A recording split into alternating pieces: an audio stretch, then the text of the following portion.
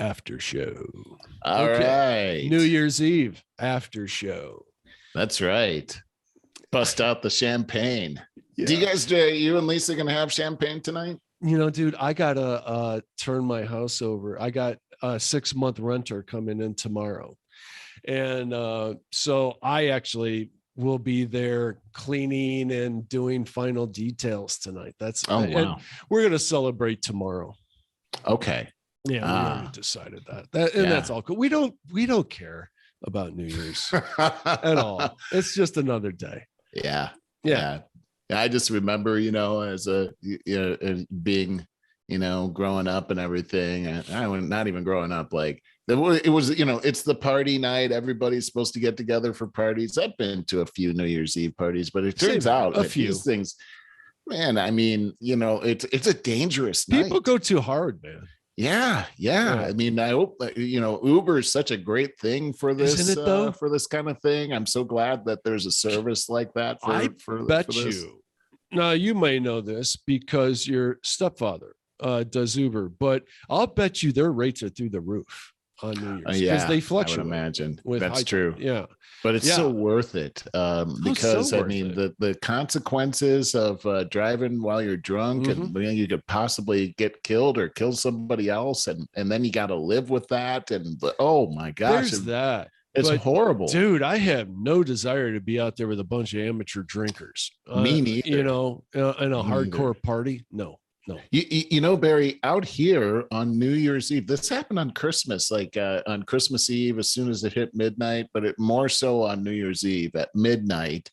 Out here, people shoot guns up, like they shoot guns up in the air. They hate guns. This is the crazy thing, Barry. It's like, are you kidding? It sounds like everyone's got a gun here.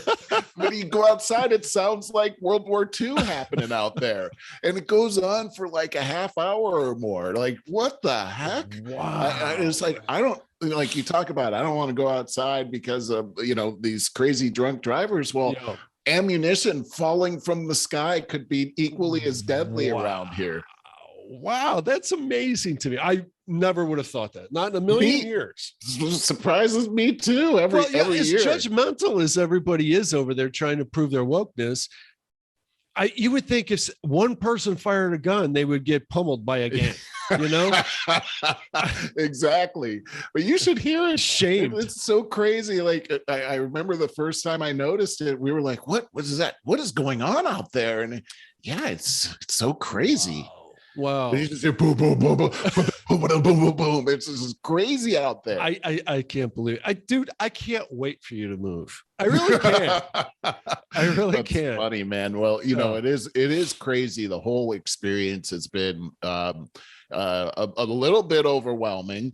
We've lived in this house for 14 years, and so we've collected a ton of stuff, and so we've been purging over the last, especially over the last week. I've been going through files and drawers and all kinds of stuff. I have a big delivery to Goodwill this afternoon. They might even take a couple of trips here, and then another one I've got to do. I'm actually renting a truck next week to take some stuff out, some furniture out of here. So we just have, how it gets. You collect stuff over time, and so that's one thing. Working with moving companies as well. I finally settled on a moving company, but that was a whole ordeal. And because of the circumstances, they don't come to your house now, where they normally would come to your house and do a walkthrough. They don't do that now. They do everything over video. So there were two types of, I got several quotes. There were two types of videos that I had to do. One of them was they had an app, and then they had you just press a button for each room, and then you videotape with your phone, and then you turn that in. And then the other one that I felt a lot more comfortable with was a FaceTime. So the guy was right there, and we could interact with each other and actually talk to each other as I went from room to room and talked about what was going and what wasn't going. And I gotta say that that experience, I would, if I were a moving company, that's the way I'd do it every time, because there's a sense of comfort that I got from the guy himself as we talked through the different scenarios and everything. And it gave him a chance at, it wasn't like he was trying to sell me, and that was something I would have been repelled by, but it was more, he was very compassionate about the move, and moving sensitive sucks. And also he was very knowledgeable about how the best way to do things, and was kind of coaching me as I went along. I ended up going with that company, actually. So interesting how things have changed, and we're looking forward to it. And at the same time, there's such an emotional thing around this, yes. Barry. Oh yes. With my brother being here and my two kids being here as well. It's been an emotional roller coaster for sure. Totally, man. Finally, I have also, because I'm going through all this stuff, there's memories that you unearth, where, oh, I forgot about that. I found some stuff that I had from my dad, that it was, it's kind of nice, and at the same time it's also brings back a lot of memories that could bring a tear to your eye. And so a lot of that, and then I'm like, gosh, I don't want to trust the movers with this. I'm going to put this in my car. So I don't know. It's going to be interesting how much stuff I'm going to be able to fit in my car to move out there. So a lot to think about, a lot going on, a little bit overwhelming, but yes, this is it. And like I was saying last week, the moving companies, a lot of them didn't have availability just because of this mass exodus from the state to these other states that are out there, that aren't doing the same things that California is doing. So yeah, you probably had to pay an arm and a leg for this. It's super expensive, but I also felt like, gosh, if I wait any longer, it's probably only going to get more expensive. There's that, and then you'll save it on your taxes anyway over a year. Yeah.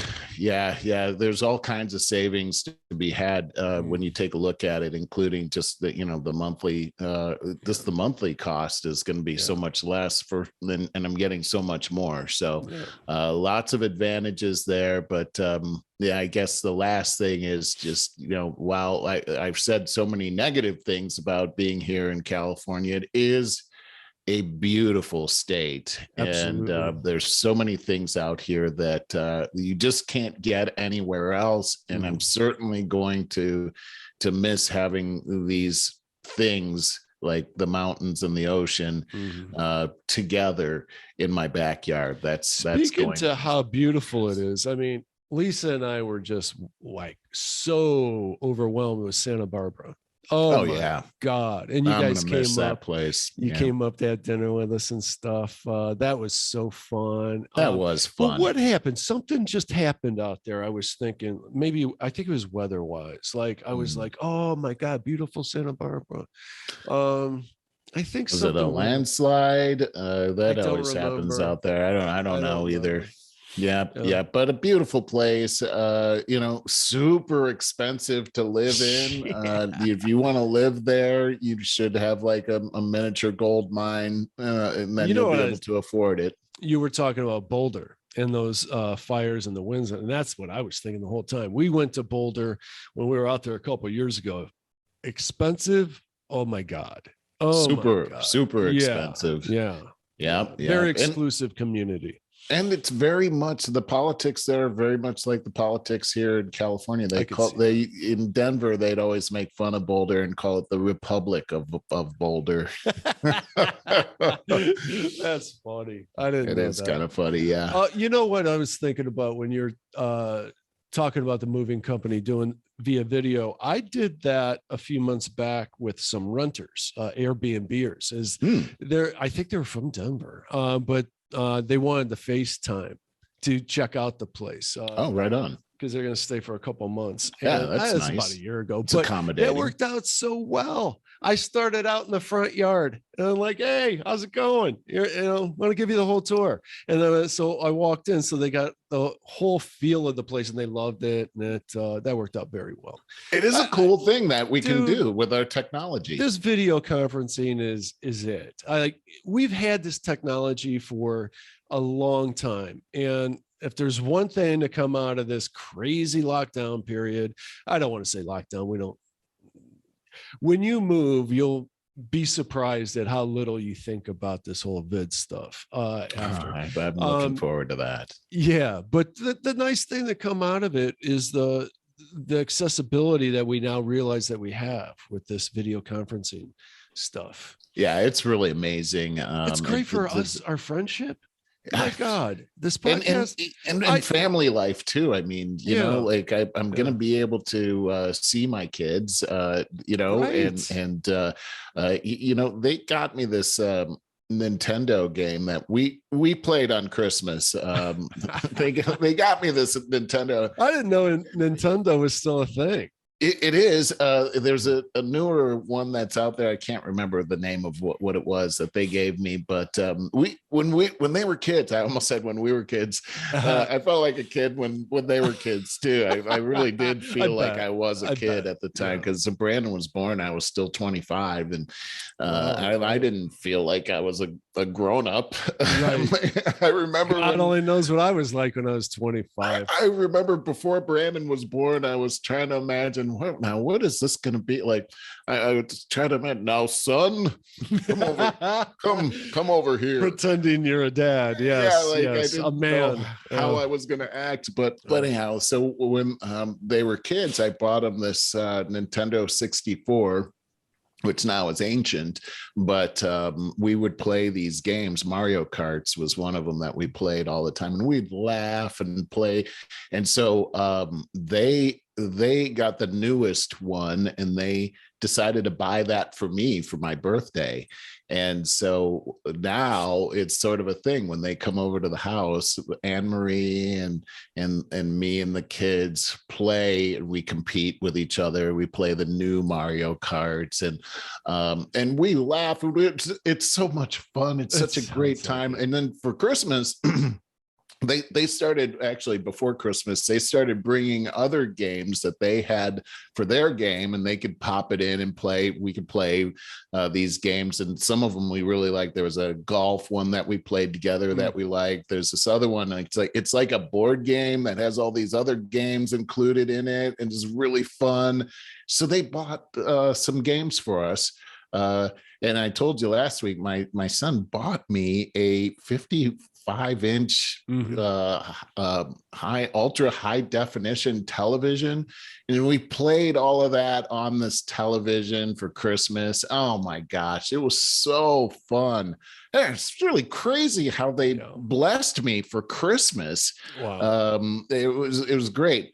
So I got to tell you, this television, my son would come over to the house and make fun of us about, how old is that TV? And I'm like, I feel like I just bought the TV. I can't believe you're making fun of my TV. What's wrong with it?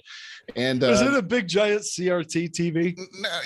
I don't know. I mean, I got it like 12 years ago, and so it doesn't seem that. I mean, to me, that was like that, like I felt like I just bought 12 it. Years ago, you paid a good penny for that.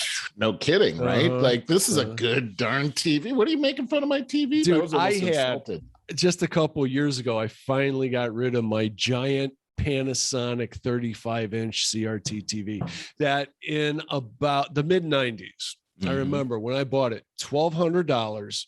It was high definition, but it was the old TV. It was like, right, I swear to God, it had to be 600 pounds. It was so so hard to get rid of, but it was a big ordeal. But I replaced it with a $500 50-inch high def smart TV.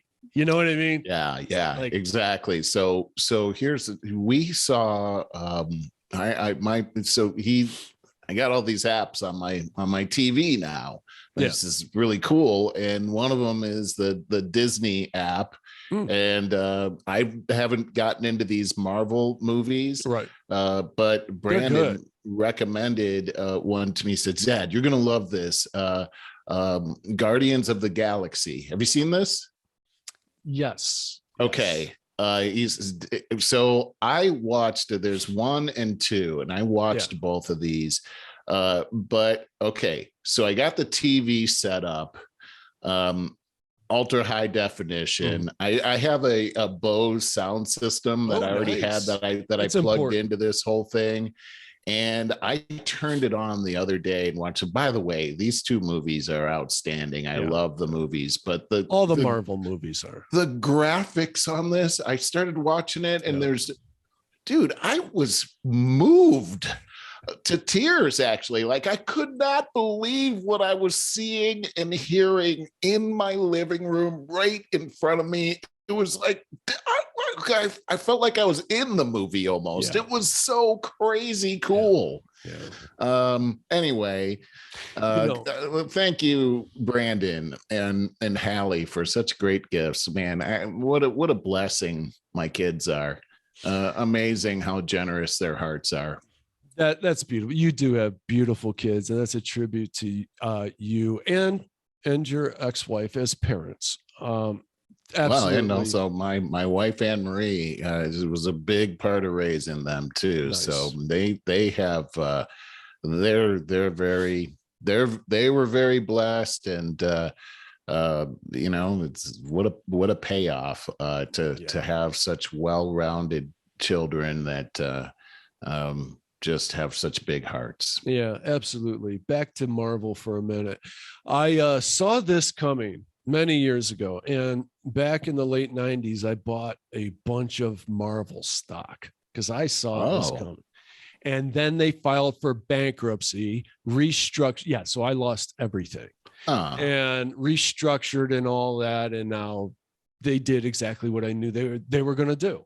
They make the best movies. That new movie that's out, Spider-Man Far From Home, was the 3rd highest grossing movie on opening day of all time, and its ratings are through the roof, and they say it has everything, all of your action, a great storyline, a lot of emotion, the whole thing, and something like a 98% score by the audience.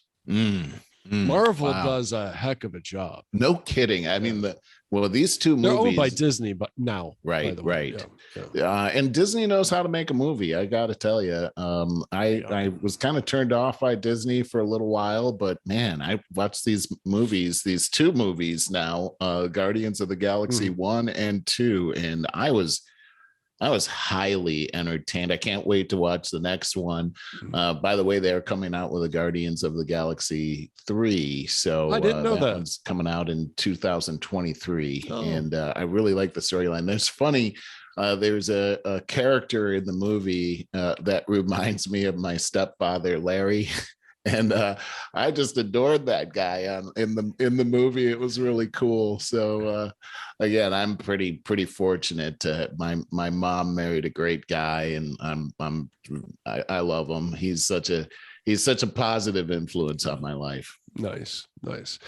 So what are you doing for New Year's Day? Which is kind of, well, do you think it's nice that Christmas and New Year's has been on Saturday this year? I don't know. Not since I'm just kind of going through the motions with this whole move that I'm going through, that it's not really, this holiday season hasn't really felt very holiday-y to me at all. And when I was working full time, I'd always hate it when these things fell on the weekend because I wouldn't get as many days off. I guess I don't really have an opinion of it this year. Yeah, I guess I don't either. That's why I asked. I guess I think I do like it. Like being self-employed, having all those days off. I just don't get, I don't get paid, so to speak. And so it's kind of convenient, I guess, for me that it's these are on Saturday. So Yeah, yeah. Hey, I got a news story that I wanted to bring up here. Let's see if I have this. Here it is. The IRS. I don't. Did you see this story about the IRS this week? They're saying I don't that think so. they say income from stolen goods and illegal activities must be reported on taxes. This is a real story, Barry. I can't even believe I this. can't believe that either. Listen to this. I can't Whether believe it. whether you stole a car this year, accepted a bribe, or were involved in any other illegal activities which provided you with income, the Internal Revenue Service says you must report it when you file your taxes. Okay, so And drug dealers, make sure that you keep a record. here it is. Listen to this. In an online list of requirements titled IRS Publication 17, the IRS says, quote, income from illegal activities such as money from dealing illegal drugs must be included on a taxpayer's 2021. Did you get this off the Onion? No, this is Yahoo News right here. And by the way, I found this on a whole bunch of different, this isn't just Yahoo, this is all over the place. This is so dumb. Must be included on a taxpayer's 2021 filings. It is to be included in your Schedule 1 Form 1040 line, and it goes on and on. Oh my God, that's the so IRS dumb. also noted that thieves must report the value of the goods they stole unless the goods are returned to the, quote, owner in the same year. If you steal property, you must report its fair market value and your income in the year you steal it, unless you return it to its rightful owner in the same year, the IRS stated. In a post to Facebook on Tuesday, the Erie County Sheriff's Office in Buffalo, New York, offered support for all car thieves who need an itemized list of the property they stole so it can be reported on their income tax. This is a joke, obviously. This is what they said. Attention, all car thieves. The stuff you stole from people's vehicles in 2021 must be claimed on your income taxes, the sheriff's office wrote. If you need an itemized list of property, call us at this number and a deputy or detective will be happy to meet you with the list. It would be our pleasure. That is the most ridiculous thing I've ever heard. What who runs this organization? Are you I don't kidding know what me? to say to that. Our society has gotten dumber and dumber and dumber. So the IRS is going to profit off of people stealing and dealing drugs. They're not going to make one extra penny. No, they're not. But still, just the concept of that. Are you kidding me? I got no words, man. I got no words. That's so dumb. It is really, really, really, really dumb. So yeah, we got a lot of crazy stuff going on here. Let's see. So here's another one. So it looks like so Bill de Blasio, today's his last day as mayor of New York. I know you're sad about that. Yep. Yeah. So apparently as soon as the ball goes down, Eric Adams is going to be sworn in as the new New York governor. But I saw this story on TV. Mayor, yeah. In fact, he says he's going to run for governor now. But I saw this story on TV last night with all of the kind of history of de Blasio and some of these stories of the things that he's been involved in over the 8-year run that he's been the mayor of New York. And it was terrible. I mean, there's so much stuff that I can't even remember hardly half of them, but this guy has just been a terrible, terrible mayor and probably the worst mayor ever in American history. It started I got 2 words for you. Go ahead. Lori Lightfoot. Yeah, I think she's really trying to compete for the title here. No, see, the thing is, it never ceases to amaze me that these people, all of New York, now, you know how many smart people are in New York? A lot of intellectuals. How do these people, same with Chicago, how do they elect such horrible people? Horrible candidates and AOC, for God's sakes. it just never ceases to amaze me how when you get such a conglomeration of people, such a concentrated population, how it dumbs down to I know. impossible standards. I don't understand that. It's like, how does Nancy Pelosi keep getting elected? There you go. It's like, who's electing this person? And how is it that we can create a Silicon Valley that with a whole bunch of geniuses that elect these kind of people? I'm telling you, man. Let me go back to the story with Bill de Blasio. One of the things that I didn't know was when he first became mayor. Let's see if I can find this. Groundhog killer. Even as de Blasio's harshest detractors couldn't have predicted his fumbling would actually take the life of the city's most beloved weather forecaster, the Staten Island Zoo's groundhog.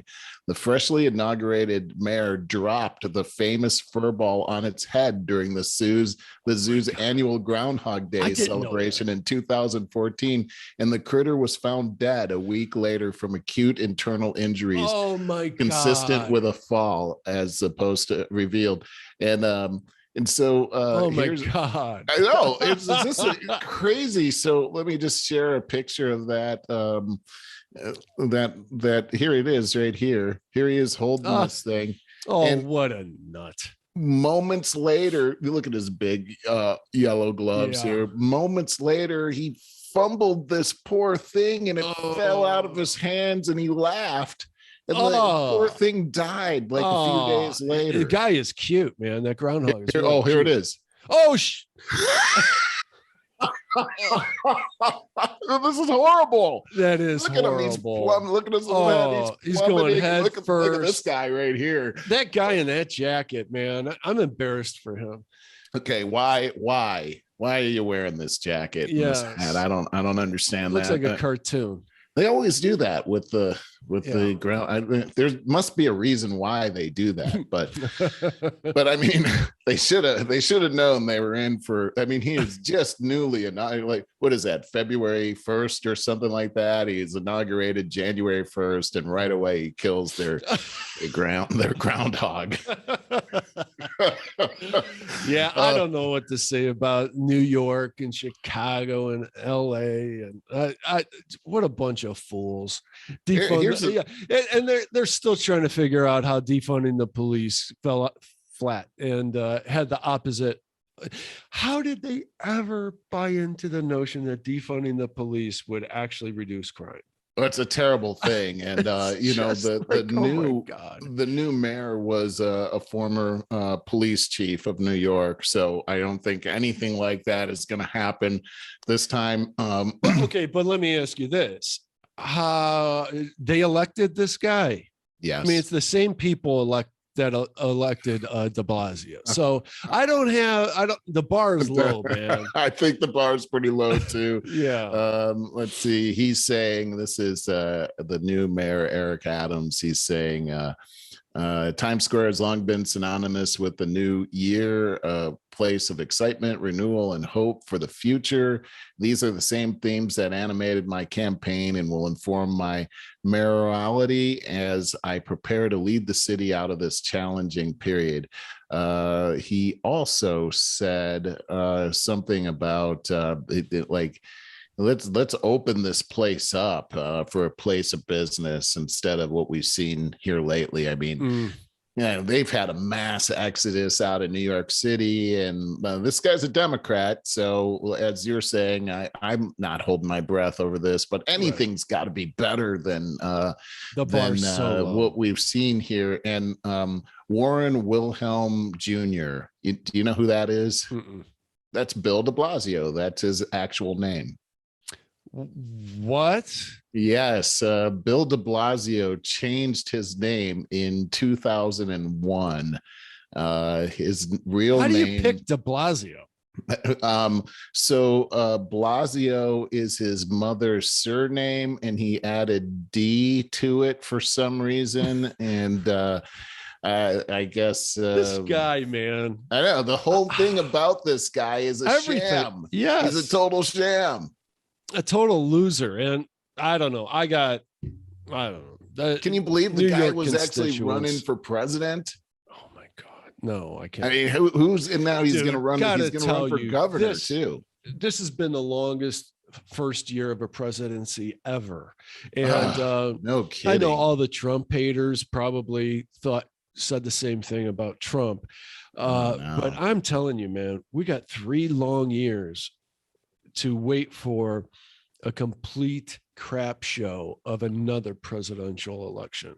One thing you could say, though, Barry, is while people indeed hated Trump, we never saw the destruction of our society the way we've seen in this last year. I mean, I didn't see that. Because the only thing they ran on and only thing they thought about for 4 years was anyone but Trump. And so what do you get? You get Joe Biden and Kamala Harris as a result. No kidding. No kidding. Good God. This is just exactly like the New York thing, bunch of dummies voting. There should be a higher bar for voter registration. There really should be.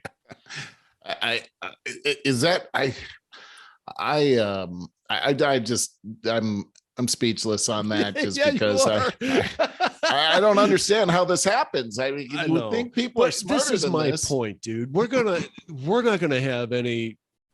The last couple of elections, you got no choice. Either way you go. I mean, we had Trump versus Hillary. It was like, oh my God. Now, I know I've said it before. I'm only speaking for myself. I voted for Trump because it was a vote against Hillary. Yeah. I didn't like it. I think a lot of people did. Well, dude, I remember in the primaries, like you and I were both like the last out of those 11 candidates up there, the last one that we would choose was Trump. We both said that. But then when it came between him and Hillary, it was like a no-brainer. It was a no-brainer, right? Yeah, yeah. I remember my brother said early on during the primaries, "Oh, Trump's going to win." And I was like, dude, that's impossible. I stayed up to 2 in the morning. Angry about the whole thing. I stayed up to 2 in the morning watching the election results. Same. I stayed up and watched the whole thing because I was so concerned that Hillary was going to win it. And I remember being so overjoyed that she lost. Not so much that Trump won. You know what? And this is terrible, like to say about, because it kind of comes out of like this, my own hatred or whatever of Hillary, but I know that she had this whole glass ceiling some kind of an effect planned for her acceptance speech, which she never got to give. Oh, by the way, Crystal and Sagar were talking about Hillary.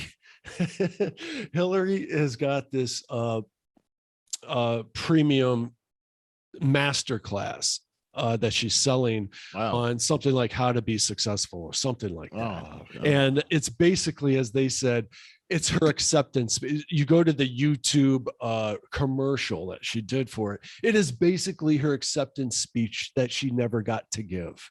I heard about that. And they played part of it, and it's her crying while she's talking about this. It's so fake. It's so like, dude, it'll make you want to throw up. And I'm not kidding you. She's so fake. Who's worse, her or Pelosi? Ooh, that's a good question. Isn't that a good one? Yeah. Never thought of that before. Well, let's think about who's done the most damage to the country. And I'd have to say that it seems like Pelosi's done the most damage. Yeah. Oh God! Did you see her talking about? There was a reporter asking if it was fair for people in Congress to be able to buy and sell stock, but they followed up on it again. And so just watch. I saw her reaction to it. I guess I hadn't seen it when we talked about it, but just her physical. Gyration. She starts licking her teeth and stuff, and she says, "Well, it's a free market." And the way she talks, I hate the way she talks. I do too. It's not a free market. That's a fixed market. It's fixed. What a terrible answer that was as well. Horrible human being. And this is yet again, we all know it, and there's nothing we can do about it. Everybody knows it. Well, everybody that's not watching the left mainstream media, because they don't know it. That's the thing, though, is that, I mean, these people are in charge of policy. They're in charge of making rules that would benefit these companies or hurt these Yeah, companies. So they have insider information, right. and they're allowed to play in this market. Which it's, again, that's why they have those big mansions Yeah, several. all over the place. Yeah. Yep. Apparently, Hillary Clinton asked Twitter for donations to the Clinton Foundation this holiday season. It didn't go very well for her. She got some comments back like, "Is this a joke?" Or one of them was, "Does Chelsea need a new house or something?" And another one was, "Only if you go to the families of those lost in, if it goes to the families lost in Benghazi." My God. Pretty brutal stuff that she got here. Where she was ducking gunfire on her way to the helicopter. Yeah, right. Remember that? These people. She's a joke. She's really horrible. I saw Kristi Noem, the governor of South. I think she would be a great presidential candidate. And if she ran in 3 years, dude, I would vote for her in a minute over Trump. She is such a professional. Lights are on, everyone's person, home. Right? She's such a great communicator. The way that she's handled these situations over the last couple of months, and she's a beautiful person too. Just it's everything I've seen about her. You know what I would like to see in the upcoming election is, and I mean this seriously, and it'd be 2 women. I would like to see her on the right for the Republicans, and I'd like to see Tulsi Gabbard on the left for the Democrats. And I wouldn't know who to choose. I mean, that would be an amazing and incredible election, and to hear them debate. And you know what most of our problem is these stupid debates are like Twitter feeds. It's the these short sound bites that are just mind numbing and brain dead. But most of us fall for it. No, what we need now is we need our presidential candidates to be interviewed on long form podcasts where you get to really get to know them. That's why I fell in love with Tulsi Gabbard. I listened to a 3-hour podcast with her on Rogan. I was like, oh my God, she is all together, and she's incorruptible because she won't take any corporate funding whatsoever, which is why she didn't get any Democratic backing at all, and why Joe Biden did.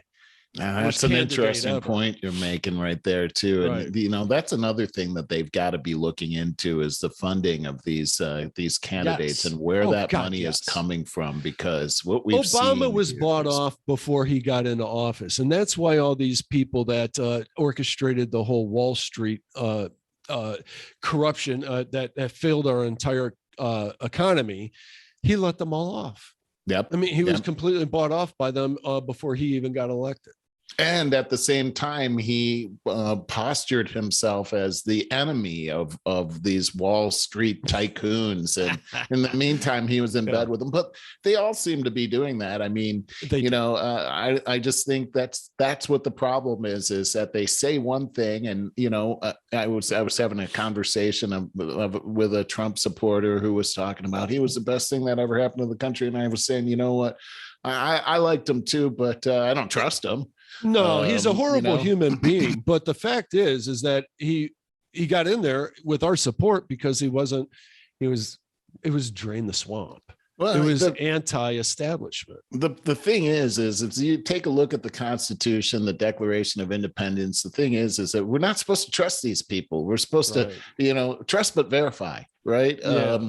That's what the press is supposed to be there for. Hold them accountable. Correct. That's exactly right. And that's probably the biggest problem we got is the corruption of the press. That's exactly right. Yeah. And look at how these politicians, they hire these, especially these presidents, they hire all these people from the media or their brother-in-law from the media. And then they end up controlling what we get to hear. And that's the corruption that I think needs to be handled. Going back to your Tulsi Gabbard and Kristi Noem, I would love to see that debate too. I think I already know who I would vote for, but I would love to see those two very intelligent minds who are very logically oriented instead of emotionally oriented, which is all we've seen. Very important. To really talk about the real issues that are out there.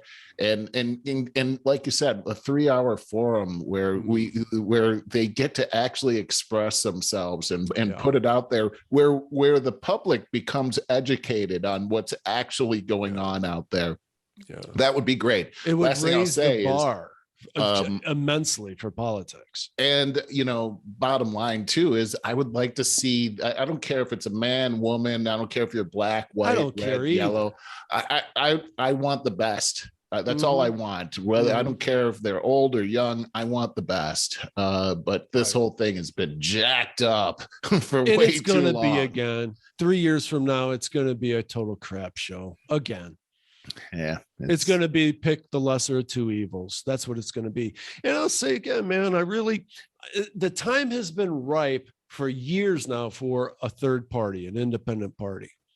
And like I always, my ideals personally align almost completely with the Libertarian Party, but what a bunch of jokers. Oh my God.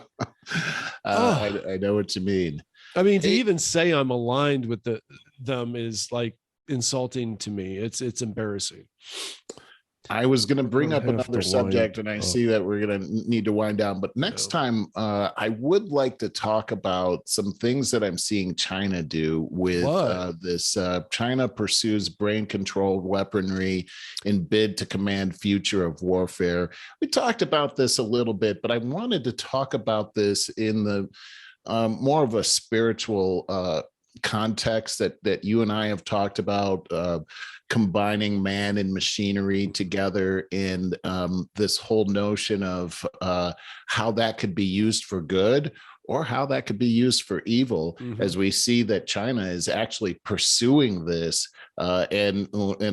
These articles that I've been getting about how they are looking at infusing this technology into our brains in order to create a fighting force. And not only that, to be able to manipulate their enemies through technology as well. Wow. Some pretty that sounds like China stuff. Yeah, exactly. Yeah. But anyhow, we'll save that for another time as we're coming up on our time. Yeah, exactly. Wow, that's a big one. It's inevitable, man. It's absolutely inevitable. Like I think it was last week we talked about, I think it was 2 weeks ago, Elon Musk said that in this coming year, 2022, we're going to see our first chip implants, microchip implants to help people with paraplegics, or is that the right word? But people that can't walk. Yeah. Paraplegics, quadriplegics. And then after that, it's going to be modified for Alzheimer's. So help people with the memory loss. It's really interesting how we see these types of technologies. Like, for instance, we grew up with the space race, and here they are going to the moon and all this, and we're thinking, oh, this is so great for science. What happened with that damn cube on the moon? I tried researching that the other day. No, not really. It's stupid. I know it's just a couple of rocks, but I tried to, and I totally interrupted you. I tried doing the follow-up on that because that's 3 weeks ago. You telling me that rover couldn't have made it over there for a better shot by now? In 3 weeks, There's right? Exactly. No follow-up to it whatsoever. Where I was going with the last comment was that it turns out that the space race was being used really to test out these rockets that we had, and if you could accurately get this rocket propulsion to land a person on the moon, then you could get a nuke to land on the Kremlin. And that's that really behind the scenes, it was really about how we can kill one another. And here we are with this technology where we can manipulate people's brains, where we could actually cure people that have that are quadriplegics or paraplegics, but in the background, they're using it to figure out how to kill us. So it's so crazy. It'll be mind control. Yeah. The way I see that going is, once that chip becomes commercial, it'll be like increase your mathematical skills by fourfold. and it'll be like, okay, so these accountants, the first accountants or strategy people in corporate America, the first early adopters of this, and there always is a percentage of people out there that are early adopters of tech. Well, they're going to be smoking everybody else in their careers. And so it's going to, encourage other people. Then 2.0 is going to be like, oh, well, the first one was 4 times. This one's 32 times faster. Okay. Increase your cognitive ability by 32 times. Then it's going to be 64. And so we're going to have people that are walking around that are damn near gods compared to the average person. And so it will basically force everybody to adopt it. That's how it's going to start. Well, you're right, because, the way that they're talking about it already is that, hey, if we don't start developing this here in the United States, then, we'll have this incredible disadvantage, militarily speaking, to a country like China. Mm-hmm. So this is how it all starts. This is, it's really crazy. There's a name for this type of technology in the companies that are producing this. I'm looking for it right now. Not AI, but it's like cybernetic. It might as well be called that. Biotechnology is what it is. So there's these biotechnology companies that are out there that are developing this, and something from a stock perspective, something to look at, because this is where a lot of money is going towards this stuff right now. Oh, I wanted to tell you that this would be worthy of on our regular podcast, but just a few days ago, I listened to a Jordan Peterson podcast where he interviewed this guy. Don't remember his name off the top of my head, but now it's a Sam Harris podcast. Mm-hmm. And he's interesting. He's the atheist version of Jordan Peterson. Very interesting. But Jordan Peterson, he talks with so much passion that he's very engaging, whereas Sam Harris talks very soft and dry. So it's hard to listen to him. He's smart and everything. He doesn't just talk about atheism. In fact, I've never heard him talk about it, but Jordan Peterson talks about his debates that he's had with Sam Harris. He disagrees with most everything he has to say, but he has the utmost respect for him. Anyway, Sam Harris had this kid on. I say kid, 29-year-old billionaire, $28 billion that he made in the last 3 years off Bitcoin. Oh my gosh. Now he has done it all on the premise of giving almost all of it away to the most most altruistic charities. And it was a very interesting podcast, and only about an hour, because it was both about Bitcoin and it was about altruism.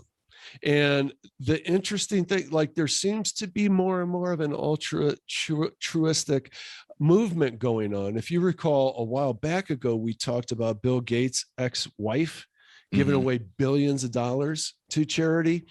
And so this kid was trying to figure out what he wanted to do with his life. He went to MIT to study as an engineer, I believe. Mm-hmm. And he's like, God, I hate this. I hate doing this research. It's just like, this isn't what I want to do. So what do I want to do? But everything was, he just wanted to do something where he can make the most money so that he could give it to the best, contribute it to the best places to better the world.